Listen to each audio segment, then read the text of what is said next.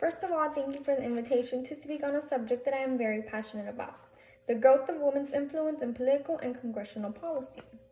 As of January 2019, there are 102 women in the U.S. House of Representatives, while women account for only a little over 23% of the total U.S. representatives.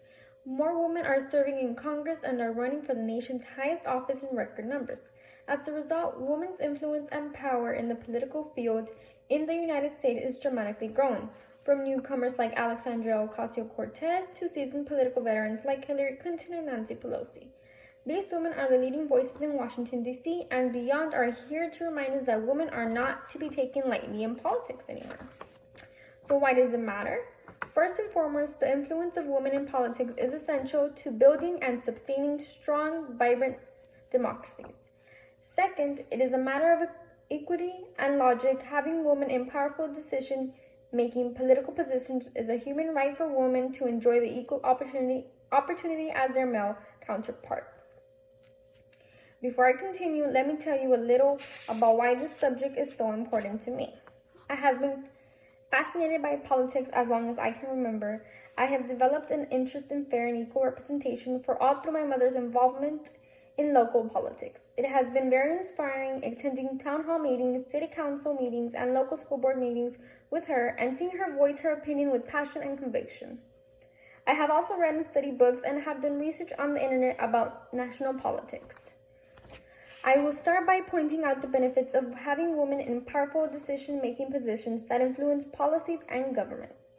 There is a growing recognition of the underused capabilities and talents of women in leadership positions. Research indicates that a legislated gender, male or female, has a distinct impact on policy priorities. Vold in 2010.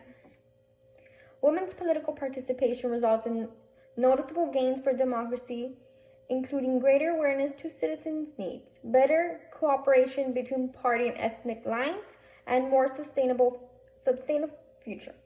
When women are in decision-making positions, there is more focus on addressing pressing issues that plague the working people and ethnic minorities, such as health, education, and civil rights. For example, the reforming access to higher education, including the cost and forgiving student loan debt, are some keys to improving the economy. In fact, helping people deal with student loan debt has more impact on improving the economy than cutting taxes. Female legislators are focusing on create policy that expands economic opportunities for everyone. Alexandria Ocasio-Cortez's presence in Congress has had a dramatic change in the ecosystem of politics.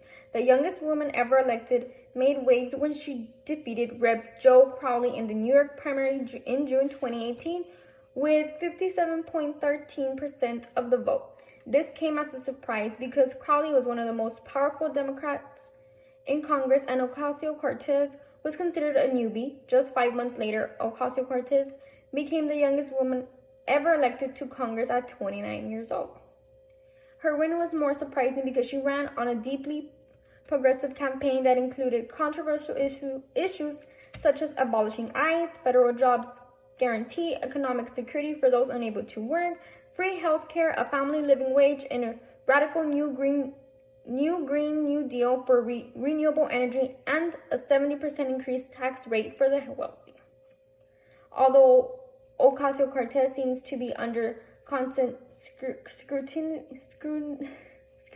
for her views, there's no doubt that she's a rising national power and her influence shouldn't be ignored. Hillary Clinton made history in 2001 when she became the first American First Lady to win a public seat in office. She went on to become the 67th U.S. Secretary of State in 2009, a position she held through 2013. 2 years later, she announced her plans to run for the presidency and made history as the first U.S. woman to become the presidential nominee of a major political party. Although she lost the controversial election, she continues to fight for democracy. In 2017, she founded a new political action committee, Onward Together, which says she's dedicated to advancing the progressive vision that earned nearly 66 million votes in the last election. I have long admired Nancy Pelosi, Speaker of the House of Representatives. She's the highest-ranking female elected official in the nation's history. Her influence in political policies that stand for the people and against political corruption is evident. The Speaker of the House is the most effective congressional leader in modern times.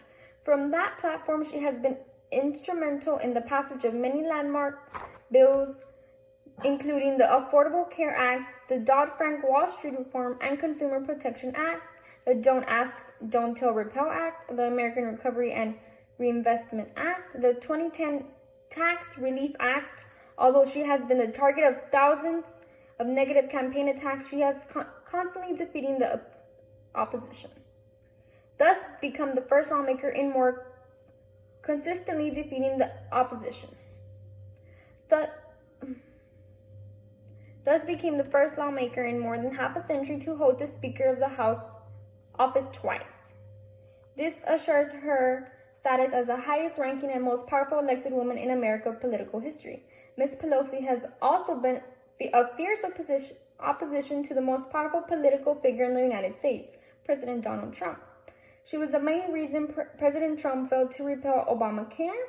Although several Democratic House members opposed the Affordable Care Act, Nancy Pelosi's influence rallied the Democratic Party together to vote against the repeal. Some Democrats who don't like Pelosi and want her gone don't deny her talent at doing her job well and agreed that her fundraising skills are highly effective. To conclude what I presented today, I discussed the beneficial impact that these influential women have in politics. I also discussed the new trend of increasing number of women running and winning political positions that are crucial in the decision-making process of our government. Finally, I talked about 3 of the most influential persons, regardless of gender, in politics today. I hope these women inspire and pursue more women around the world involved in politics as they did to me, to use their political platforms to show their talent and abilities in making positive, sustainable changes in government. Thank you.